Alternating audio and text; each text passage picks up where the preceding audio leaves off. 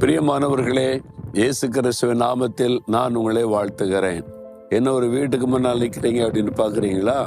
மோகன்லாஸ் அமெரிக்காவில் வீடு வாங்கிட்டாரான்னு பார்க்குறீங்களா? இல்லை, இது இங்குள்ள கர்த்தருடைய பிள்ளைகளுடைய வீடு. இங்கே தான் நாங்கள் தங்கி இருக்கிறோம். ஒரு நாள் தான் தங்குவோம், அடுத்த நாள் அடுத்த பட்டணத்துக்கு போயிடுவோம். இப்படி எல்லா பட்டணத்திலும் கர்த்தருடைய பிள்ளைகள் இருக்காங்க, அவங்க வீட்டில் தங்கிட்டு போவோம். அமெரிக்காவில் ஒரு வீடு பார்த்தீங்களா, இவ்வளோ பிரம்மாண்டமாக பெருசாக. ஆனால் வீடு பெருசாக இருக்கிறது முக்கியம் இல்லை, வீட்டுக்குள்ள ஆண்டவர் இருக்கணும், ஆண்டவருடைய பிரசன்னம் இருக்கணும். இந்த குடும்பத்தின் பிள்ளைகள் இயேசுவோடு வாழ்கிறதுனால ஒரு பெரிய சந்தோஷம், மகிழ்ச்சி. உங்களுக்கு ஒருவேளை நினைக்கலாம், இந்த மாதிரிலாம் பெரிய வீடு நமக்கு இல்லையே அப்படின்னு நினைக்கிறீங்களா? வீடு பெருசா சின்னதா இருந்தது முக்கியம் இல்லை. சின்ன வீடா இருந்தாலும் அந்த வீட்டுல இயேசு இருக்கணும். உங்க கூட இயேசு இருந்தா நீங்க சந்தோஷமா இருக்கலாம். அது மாத்திரம் இல்லை, இயேசுவோடு இந்த உலகத்துல வாழ பழகிட்டீங்கன்னா, இந்த உலக வாழ்க்கை முடிச்சா பரலோகத்துக்கு போகும்போது ஆண்டவர் ஒரு பெரிய வீட்டை ஆயத்தப்படுத்தி வச்சிருக்கிறாராம். அவர் ஒரு வீடு கட்டி வச்சிருக்கிறான்னு எவ்வளவு பாக்கியம் இல்லை, மகிழ்ந்திருக்க முடியும்.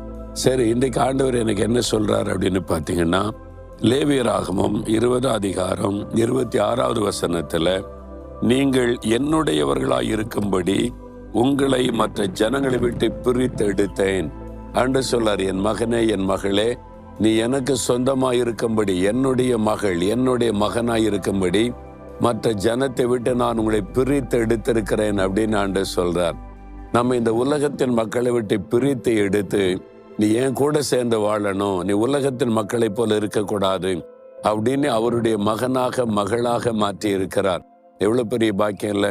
நீங்க யாருங்க அப்படின்னு கேட்டா, நான் இயேசுனுடைய பிள்ளை, இயேசுடைய மகள், இயேசுடைய மகன் அப்படி சொல்றதுனா ஒரு பெரிய பாக்கியம். அப்படி இருக்கிறனால என்னங்க அப்படின்னு கேட்குறீங்களா? ஆண்டவர் என்னுடைய பிள்ளை, என்னுடைய மகன் என்று உரிமையாய் பேசுவார்.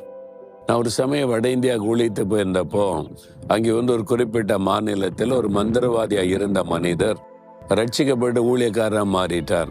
அவரோடு பேசி கொண்டிருக்கும் போது, எப்படி மாறினீங்க?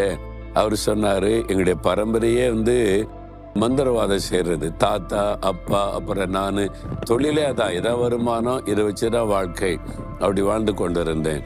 என்னுடைய மகள் இந்த இயேசுவை ஏற்றுக்கொண்டாள்.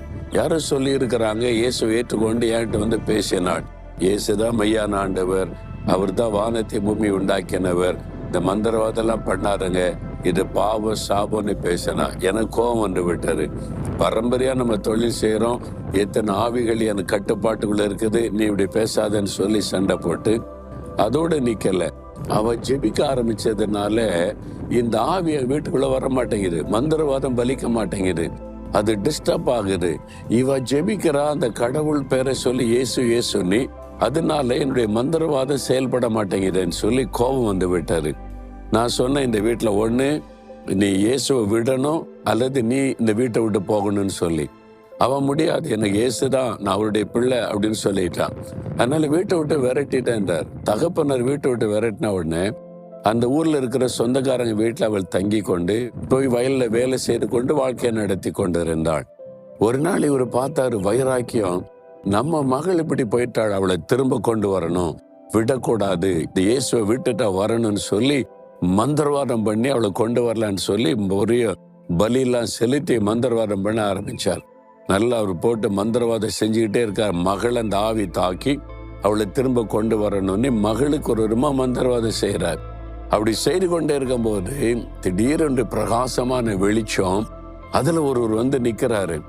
இவர் சொல்றாரு, எத்தனையோ ஆவிகளை நான் பார்த்திருக்கிறேன், மந்திரவாதம் போட்ட ஆவிகள் தான் வரும், இதுல ஒரு நபர் பிரகாசமா நிக்கிறாருன்னு சொல்லி பயந்து நடுங்கி பார்த்தேன்னா, நீங்க யாருன்னு கேட்டேன். அவர் சொன்னார், நான் இயேசு, உன்னுடைய மகள் ஆராதிக்கிற இயேசு, அவள் என்னுடைய மகள், அவளுக்கு விரோதமாய் மந்திரவாதம் செய்ய துணிஞ்சிட்ட நீ, அதனால நான் உனக்கு விரோதமாய் என் கரத்தை நீட்டுவேன், என் பிள்ளைக்கு விரோதமாய் மந்திரவாதம் பண்ணின அவ்வளவுதான் சொல்லி ஒரு எச்சரிப்பு கொடுத்தார் பாருங்க. பயந்து நடுங்கிட்டாராம். இப்படி ஒரு கடவுள் இருக்கிறாரா, பிசாசுகளுக்கு கூட நடுங்கு பண்ணுகிற ஒரு கடவுள் சொல்லி அதோடு அறிந்து கொண்டாராம், இவர் தான் மெய்யான ஆண்டவர், வல்லமை உள்ளவர்னு அறிந்து என் மகளை அழைச்சிட்டு இப்ப நாங்க குடும்பமா இயேசு ஏற்றுக்கொண்டோன்னே. பார்த்தீங்களா, அவர் பிரித்து எடுத்து நீ ஏன் பிள்ளைன்னு சொல்லிட்டா உலகத்தின் மந்திரவாதம் கூட தொட முடியாது, பிசாசின் கிரிகள் தொட முடியாது. ஆண்டவர் நிற்பாரு, என் பிள்ளைய தொடாத, என் மகளை தொடாதன்னு சொல்லி. அதுதான் ஒரு பெரிய பாக்கியம். நீங்க இயேசுவோடு இருந்தீங்கன்னா உலகத்தை விட்டு பிரித்தெடுக்கப்பட்டு இயேசுக்கு சொந்தமானவர்கள். அப்படி இதயத்துல கைவங்க, இயேசுவே நான் உம்முடைய பிள்ளை, நீங்க எனக்கு சொந்தம், நான் உங்க சொந்தம். எவ்வளவு பெரிய பாக்கியம். இந்த உலகத்துல எந்த பிசாசின் கிரியைகளும் பொருளாத மனிதருடைய காரியங்களை என்னை சேதப்படுத்த முடியாது. என் கூட இருக்கிற அன்பிற்காய் ஸ்தோத்திரம், ஸ்தோத்திரம். இயேசுவின் நாமத்தில் ஜெபிக்கிறேன். ஆமேன், ஆமேன்.